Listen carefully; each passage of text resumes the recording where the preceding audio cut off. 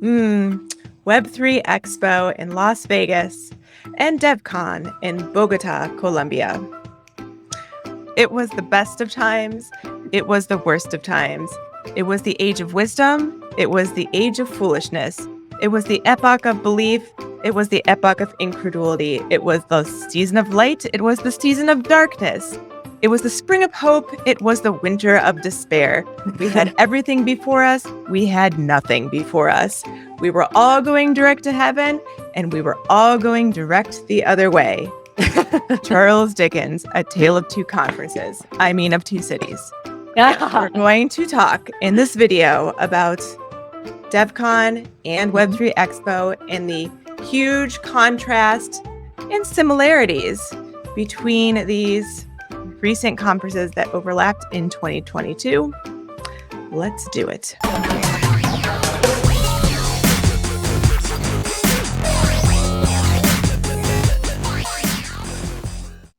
Welcome, everyone. We are your favorite Web3 NFT and digital art face paint channel on YouTube. If you're new here, like and subscribe. If not, you're already subscribed, right? Okay, so let's get talking about these two conferences. DevCon, which was in Bogotá, Colombia, and Web3 Expo, which was in Las Vegas, Nevada at the Wynn. So I was at Web3 Expo, and Queen of Degens flew her face paints down to Bogotá. You did. She did. We literally did. One thing I will say, which is funny, is that I did see several people at Web3 Expo who I've interacted with, who have definitely watched our videos, and nobody recognized me. So these paints really work. Amazing. I'm very happy about that. And I did have an intention to meet some of these people, and I failed miserably at that. But I'll catch you at the next conference, because let's be honest, there's only a handful of us maybe at Web3 Expo who are in this space.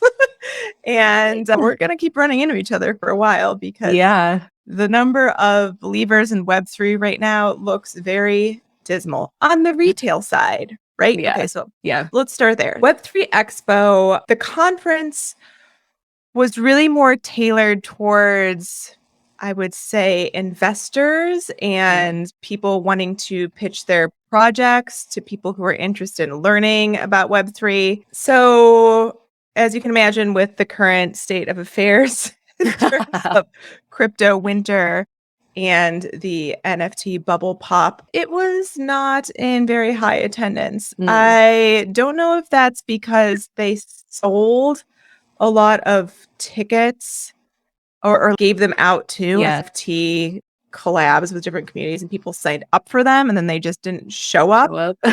Which is one thing I'm thinking maybe happened. Or if they just really overestimated how many people were going to come to this conference, because when I say it was underattended, it was severely underattended, guys. It was pretty often that I was one of maybe 25 people in the room. Wow. It was nuts, right? Yeah. Let's contrast that for a minute with the turnout at Bogotá, or at DevCon in Bogotá. How is it looking down there? Yeah, it was packed. The venue, I felt like there were people everywhere constantly. It was a conference center with 5 floors. And luckily, I was able to pre-register to get my badge or my wristband at my hotel before I even showed up to the conference, which was great. But there were lines to get into the rooms to see speaker sessions, lines for food. It was outrageous. I know that they had in total 6,000 attendees, which is massive. And it was focused on the developer side of things as a whole. It was wild. I know you sent me some pictures of what the rooms were looking like in Web Expo, and that's not the case here. Literally, people are lined up to get into the rooms for the speaker sessions. So I think that's one thing to really do some commentary on here, is just what happens in a bear market. Blockchain is happening. I'm very sure of it. Yeah. NFTs are happening. I'm very sure of it. Maybe not NFTs the way that the general public thinks of them. Yeah. Because there have been a lot of bad actors in the space, but it's very clear that people who really understand the technology, who are building and engineers, understand the potential of what is happening, and they're showing up to learn. Yeah. Straight up, it is happening. Yeah. Whereas I'm taking a look at the different tracks that were gone over at DevCon, and they had 10 different tracks that range from crypto economics to developer infrastructure, governance, and then obviously like the protocols for the actual technical side of things. Yeah. Security and staking based on the merge. So it really was just very technical, but they also did have a track for UX and design, and metaverse was a topic of conversation at the conference, which was interesting as well. Yeah, I think that's probably a big differentiator between the two conferences. Like the talks at Web3 Expo were, again, more oriented at discussing projects that are already happening, talking about investment opportunities, talking about, there was a lot of conversation around UX, although a lot of people didn't want to say the word UX, maybe because they don't know what it means. Because it wasn't, I think it's just a vocabulary thing that it wasn't as technical of a crowd. So people were saying, okay, the next phase of Web3 is going to be adoption. We have a lot of problems. We need to work on the disasters that we see with onboarding in many projects and products, as well as helping the public understand what is going on here. I'm like, so you mean you? Alternatively, I watched a panel of UX experts at DevCon, and the moderator was like, I hate even saying Web3, because what we want out of this next iteration of the internet is not just Web2 with blockchain built on top. We want it to be better as a whole. Right. So it was just such polar differences between the Content Web Expo and DevCon and our experiences. Totally different. Yeah. Like I was saying, on the building side, the morale is the time to work. There are great things coming. On the retail and investment side, everybody is terrified and confused. How were the overall just like mood or vibes at Web Expo? I think the people who were there are the people, like me, who really understand the potential of things, but everybody was feeling real weird about the lack of turnout. Oh, everybody thinks that we are scammers and in a Ponzi scheme. So like we know, but and then I will say this, it was weird that the more uninvolved or people who wanted to educate themselves didn't show up, because a lot of the talks felt to me like they were more aimed towards a novice trying to understand the space. Interesting. And not so much somebody like me or you who's actively involved in stuff and talking. I think that the biggest takeaways for me were really listening to VC people talk about the space and hearing how they're thinking about it, because that's something I don't have contact with. I'm not sitting in a financial institution hedging bets on emerging technology. I just see the technical and UX side, and I'm like, well, it looks really good. I'm not like managing any of the investment opportunities. Yeah, you know what I mean? So hearing what people like Kevin O'Leary, aka Mr. Wonderful, had to say about the space was really enlightening, especially somebody like him who is very macroeconomic wise to the space. He's not somebody who's deeply involved in like one project and thinking about it all day, or like reading about NFTs and blockchain all day. He's got a million things going on. So he was telling us that Web3 is the biggest investment opportunity of all time. And that's, he's a hardcore believer in the space, despite the crowd that was happening there. So that was really good to hear. Another VC that I loved listening to, who I think was my favorite speaker, was the head of Expert Dojo out of Santa Monica, California. But actually gone to those Expert Dojo pitches before when I lived in Santa Monica, and they're very good. It's just like people coming and pitching their tech products for funding. And this guy, Brian McMahon, who's a very fiery Irish guy, it gave like the most electric speech. I was like shocked that there was nobody in the crowd for this. There's nobody at any of these talks, but I was like, wow, I feel like this is incredible right now. What is happening? He just got up there. He's like, yeah, I'm not putting any slide deck up. Screw that. And when somebody doesn't have any slides, that they're going to be a really phenomenal speaker. Yeah. Just know their shit. Or they're going to be the worst. Sure, could go either way. He was very good speaker. But he was, again, very bullish on the space and saying that he's ecstatic that there is a recession right now and a bear market, both of those things, because we desperately need that in this country, the United States. And we also desperately need it in the technology space at the moment, because he says not only have the project founders for all of these Web3 things gone totally off the rails, but also this sort of stuff has been happening in Web2 for a long time, where there's a lot of almost Ponzi scheme investing going on, even with VC funds, or even putting this valuation on this product. Like, that stuff needed to stop. It needed to collapse. And this is the time when the things that are really good are going to come up, sift out in the gold pan. And it's also going to make people a lot more cautious about where they invest their money. And it's going to make builders more serious about the way that they execute things. And I agree with him on everything he said. He was very good. I'll link below a link to one of his TED Talks on YouTube. He's a very good speaker. So I really enjoyed him. How about you? What stood out for you at DevCon? There were two. So there were obviously a ton of technical talks about individual staking or how to work with particular protocols. Those were all great. Like Lens Protocol was there for storage, Swarm was there, and then we had some independent people there as well. And the first talk that really resonated with me was called Going on Safari, Researching Users in the Metaverse. And it was by Georgia Rakusen. I'm not sure if I said her name correctly or not.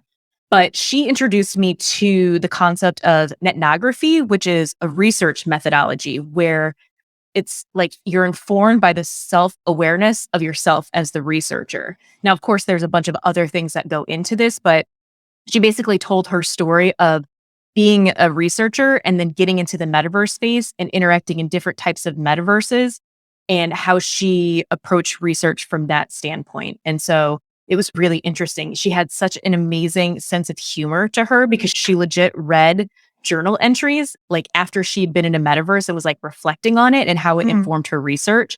And so I know that there's going to be a huge paper coming out soon based on these findings that she's done. And then the other one that really resonated with me was by a guy named Hudson Jameson. I actually had the opportunity to meet him like the very night that I had arrived. Yeah. He's formerly of the Ethereum Foundation. He spent 5 years with them. And his talk was on mental health and avoiding burnout in the space. And I thought it was so amazing for a few different reasons, because one, it was a topic of conversation that I feel like doesn't often come up in conferences like this. And he was so vulnerable with his experience as well, like talking about how sick he got, how he had to take time away from the foundation to just take care of his mental health. Like he was losing his mind because he would compare himself to Vitalik and be like, I've got to work just as much as he is. And Vitalik does take breaks and will take care of himself, but you just can't compare yourself to other people. And it's really important to ask for help, seek out help, and surround yourself with a good support system. So some of the softer, I think, topics really resonated with me because I feel like they're from a, like developer conference standpoint. For me, that showed growth, that they're expanding their minds and they're really thinking about the technology in a holistic way. And the vibes, I think, overall were just really positive from the conference. Now, part of this could be because the last DevCon was 3 years ago. It's had to be postponed. So everyone was super excited. It felt a reunion for people all around the world because I know that there were over 100 different countries present at the conference. And I think just the setup for it was really nice. It was really comfortable. If it got too overwhelming, you could just go into the Zen room, which was called the Jungle, which you could literally lay down, take naps. It was unreal. And there were snacks and drinks everywhere on multiple spots on every floor. They fed us breakfast and lunch. It was... We were well snacked at the Wynn. It's actually really sad because the Wynn is such a beautiful venue and they really are top notch at everything they do. It just wasn't the crowd for it. No, nobody was there. I was telling people, I was like, put as many snacks in your bag as you can because why not? Yeah. Steal these cookies. Did I'm assuming that you had like sponsors or vendors there, right? Like a trade show-ish aspect to it? Yes. The highlight of the trade show was definitely the DeLorean Mint. This is the first time I have seen an electric vehicle that looks like serious competition to Tesla. And as a matter of fact, I'm going to make a video about that. So be on the lookout, everyone. Make sure you subscribe and like. So Yeah. it's coming out. But yeah, there was a lot of buzz around this DeLorean. You could mint a reservation NFT in order to get one off the production line. One of the first, like, it's a little under 10,000. They picked a number that has reference to the original DeLorean production numbers. They did not have the prototype there, but they had a OG DeLorean to look at, and you could not go in and take a picture with it unless you spent $2,500 on that DeLorean reservation NFT. So the footage I have is just for me looking through the glass and crying about not being able to get up close and personal with that really bad looking DeLorean. Amazing. Yeah, the vibe. I did feel bad for the booth vendors because it just wasn't well trafficked. I think I would be a little PO'd if I got a booth, but I'm sure it wasn't cheap. Yeah, I'm sure it was not cheap. But there were also some NFT artists there. And then there was also this really lovely woman doing a NFT live painting event, and she was raising money for a charity. And yeah, she was in another like dedicated room there. And other than that, like the other great thing that I saw was the whale tank with it was a panel of 4 or 5, depending on which ones you went to, because I did them every day. Big whales in the space. You probably know from Twitter if you're involved in watching what's going on. And they just had project founders come up and pitch them their NFTs, and they were very brutal. But it was something that I feel like really needed to happen because it holds founders accountable and it makes them innovate. And they did it with kindness but firmness. Like, okay, this space is getting loco. It's time for somebody to start grilling people. So I thought that was phenomenal to watch. And then I messaged you. I was like, oh, we should like work on this whale tank idea. And then I realized Ryan Carson, who is one of the whale tank guys, already has a show doing this. It's great. I'm gonna start watching. So love him. Yeah, he was great. And then I also did a creepy thing where I took a photo of Michaela, aka Mika, from behind her while she was just popped into Mr. Wonderful's talk. I'd not seen her at the entire conference. And, you know, she's a very big influencer in the space at this point. Everybody sees her posts, or maybe we're just in that algorithm bubble. I don't know, but I see a lot of her. So anyway, I took a photo of her from behind her, that commented on her Twitter after she got like her shot. And I know how creepy that is, but I had full intention. I knew she was going to be at this party later at GNMT of going up to her and just leaving her with a mystery for the day. So I ran out of the room after this photo I took, and she like didn't know who it was. I saw her turn around and look like through me, and I was like, she has no idea that it was me. I was like, oh, I'll go up to her at the party and be like, I'm the weirdo that did that. Haha. Okay, yeah, like whatever. That was your icebreaker. That was my icebreaker. I'm very creepy. So I just want to leave her a little mystery to figure out. And then be like, oh, it was me. I want you to know it was me. Like how Game of Thrones. So I ended up getting food poisoning and some suspicious raw egg in a dish of mine. That caused demons in my stomach, and I did not make it to the party. So now I'm straight up creepy. So hi, if you're watching. And that's all I got for Web3 Expo. Trying to think other things with DevCon. We had hackers there, so different sorts of prizes for projects, and they had an entire floor dedicated to them. It was actually the parking garage, which they did a great job just like decorating and disguising, and it had a really good feel down there. You could really focus. It was dark. It was moody. We'll definitely add a clip for that. Vendors that were there, I talked a little bit about Lens Protocol was there, Swarm was there. Nimbus is there, which is great for stakers. So if you're using their product to stake, they had developers there to answer questions, which was great. I think my favorite, though, had to have been ENS. ENS was there, and they did a really cool thing where before the conference, they announced you could register in advance, and they'd create a badge for you that you could use at the conference. And so I pre-registered and I waited in line for an hour to get my badge. But it's my PFP that I have assigned to my ENS. And what you could do is, this is an RFID card. You just put your phone on it, it will scan it, and it will open up a POAP that has my PFP on it that says that we met at this conference. So ENS had a leaderboard so that you could try to go and meet as many people as possible. There were kids at this conference, so kids would see my badge and they'd run up like, "Can I see your badge?" I was like, "Of course." Are you taking notes, Web3 Expo? Yeah. That's a really good idea. Everyone kept going up to ENS and was like, "This is great. This should have been standard for just like all attendees." And I think that they are striking partnerships with some of the conferences to do this moving forward, which is awesome.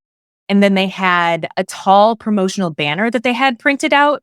And I talked to them about it because I saw my PFP on there a few times. And I was like, how was it determined if your PFP was on here or the number of times? And I guess it was just based on how much you've interacted with ENS as a whole. So I'll throw up a clip of how many mine are on there. I was pretty impressed. And then I also found a pin of mine as well. So I kept this on my badge and I have a button. And I feel like this was the coolest swag that I got. Is just that is pretty rad. Yeah. And these RFID cards, they had a website that you can go to. And if you go to another conference that supports the badge, at this URL, you can reset the badge so that I can use this again at whatever conference and it will do the same thing. So I thought that was really cool. Innovative. I love it. Very innovative. Yes. It was overall really great vibes, and I think really great for the Latin community. They made sure at the opening ceremonies to have some Colombian dancers there. They came back for the closing ceremony, and then they actually had dancers and a band and a parade, all using like Colombian heritage, which was really awesome. So felt great. Hear that Web3 Expo. Where were our Vegas showgirls? Yeah, that was a huge missed opportunity. That was a huge opportunity. Yeah. Come on. All we got was the model that I talked to in the Delorean booth, who, when I asked if the new Delorean had a flux capacitor in it, she told me yes. If you guys don't know what that is, it's the time machine in the Delorean in Back to the Future. The new one does not have one in it. Not that I know of. That would be a real leap in technology. Maybe it does have one and it's just like inoperable. Like it doesn't do anything. It's just like a box in there that says flux capacitor. Oh, what if she was correct and I'm wrong? She's like, yes, but you know what? Capacitor in there. There could have been some clarification on her end. There really could have been. But I'm pretty sure she was lying to me, but yeah. Did you guys go, audience, to either of these conferences? If so, let us know what you thought about them. If there's something in particular that you really liked, or what was like your biggest takeaway, we'd love to hear it. Yeah. Other than that, we will catch you next time. And again, like and subscribe and follow us on socials. Bye.